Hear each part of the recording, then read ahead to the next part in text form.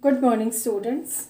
We have revised many of the topic of our first chapter, that is motion in physics, and today our remaining part we will complete it. So revision of first chapter will be completed.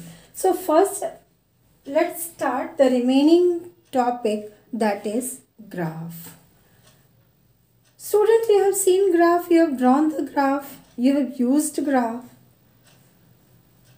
Actually, what is graph? Why we are using it is very important. So, graph is the pictorial representation of two physical quantities. If we are writing about something in a paragraph, it's very tedious to read every line, every word, and then we are making out conclusion. But if we see the data in the graph, very easily we will understood that what is happening, where is the changes, how much is the changes.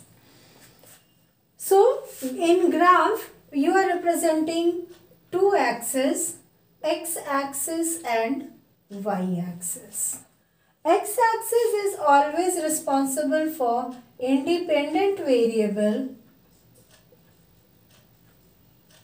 and y-axis responsible for dependent variable. Means on x-axis we are choosing the independent variable. Suppose this is distance and time. Time is not depending on anyone, but everything is depending on time. So for independent variable there is x-axis and for dependent variable there is y-axis. So for which two physical quantity, which two data you have to make a graph, you first choose that which one is independent variable, take that data in x-axis and another one you take it in y-axis. So I think now you have understood.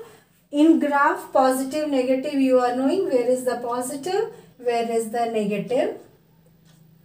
So let's start with distance time graph. Distance time graph, if the graph is showing like this is time, this is distance.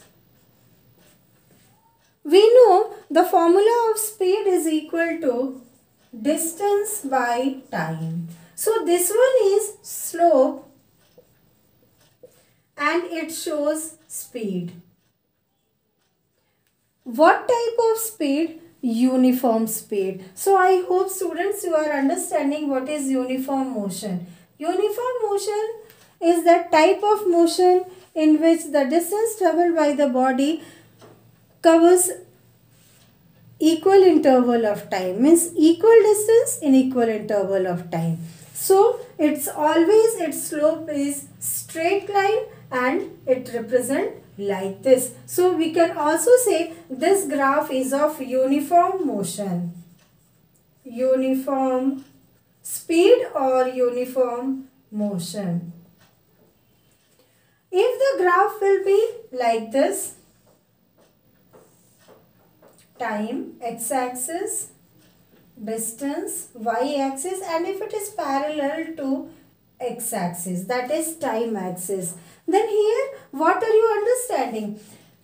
At 0, whatever the distance has been covered, at 1 second same distance is covered, at 2 seconds same distance is covered. That means it is not changing, which shows that the body is at rest.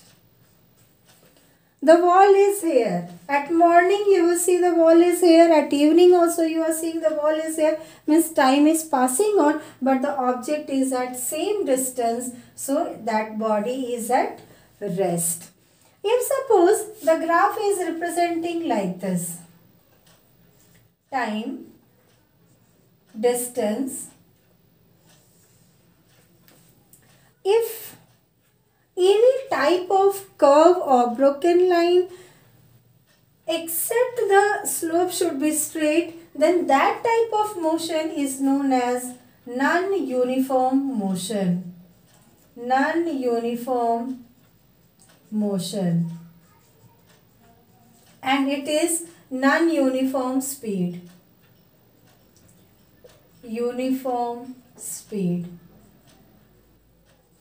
So we have got like this. So what is non-uniform motion? When a body covers unequal distance in equal interval of time, or body covers equal distance in unequal interval of time. Anyone should be unequal. So we will show like this. So this is completed distance time graph. Now let's see what is the velocity time graph.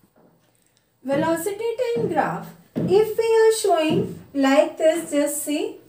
Again, velocity and time is independent. So we are taking at x-axis time t. This is velocity v. So here it is. If this graph represents like this, that means the slope is parallel to time axis. So here what you are seeing? This is origin O. At 0 second, the body is moving with certain velocity. Suppose it is 50 meter per second.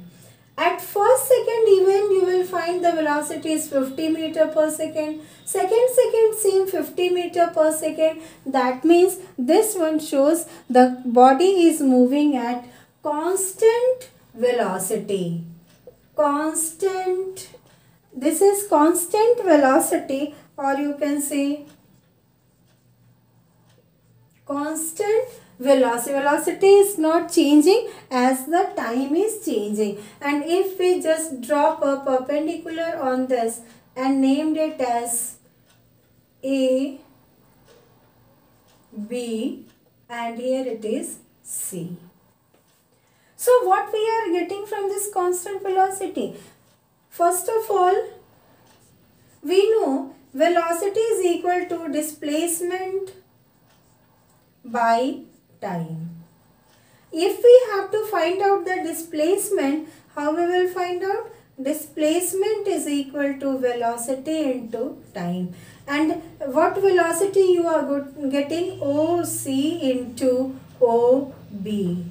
OB. Or OC is parallel to AB. So we can write AB into OB. So this time we are showing, or we can calculate the displacement from this graph. Next you see as, if we draw the graph like this,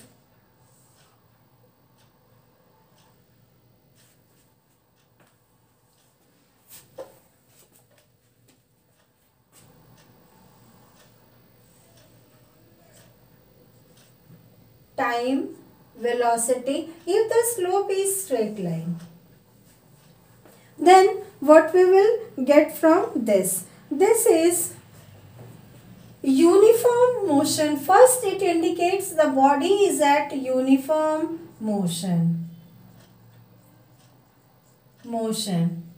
Then as it is uniform motion, we know that when velocity changes, that means slope of this is acceleration. So we can write here uniform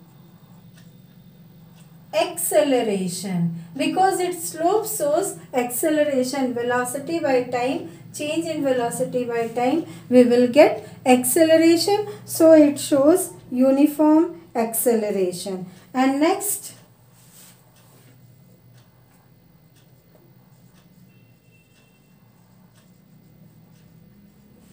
if the body is, graph is shown like this, time t, velocity v. So this is non-uniform motion. Non-uniform motion, because it is no slope is not coming the straight line. That means non-uniform acceleration. Non-uniform acceleration. So we are getting graph like this. So from this graph, what we can observe? From velocity time graph, very easily we will calculate the distance travelled by the body. Now next you see what is circular motion. Circular motion easily we are saying the body which is moving in circles, for example, the moving hand of clock, rotation of earth, revolution of earth, all these are, or satellite is revolving around the earth axis, all these are circular motion. So this circular motion very easily you can understand. If we are taking four sides and we join it, closed figure, every time you see, whenever we have to change our direction, we have to decrease the speed, we have to decrease the speed. Every time we are decreasing the speed. If we are taking a polygon, suppose like this, again, whenever we are changing the direction, we have to decrease the speeds. So what is circle? Circle is also forming by joining many different points in a closed figure. You can say 360 different points in a closed figure. Every time we are changing the directions. So as every time we are changing the direction, this example very easily, you take a thread, tie a stone in it and whirl it. Wherever you will stop that, if the stone will stop, then the direction of the stone will in this direction. If the stone will stop here, the direction of the stone will in this direction. So like this, if the body is moving in a circular motion, then that body we say that it is in circular path. So this is a circular motion. If we have to take out the distance travelled by it, so its circumference, distance is equal to nothing but the circumference 2 pi r. And if we are finding velocity, so it is 2 pi r by t. R is the radius of this circle. And so example, just now I have given you rotation of earth, revolution of earth, moving hand of clock. So students, up to here you will revise. Next class we will do the numerical practice.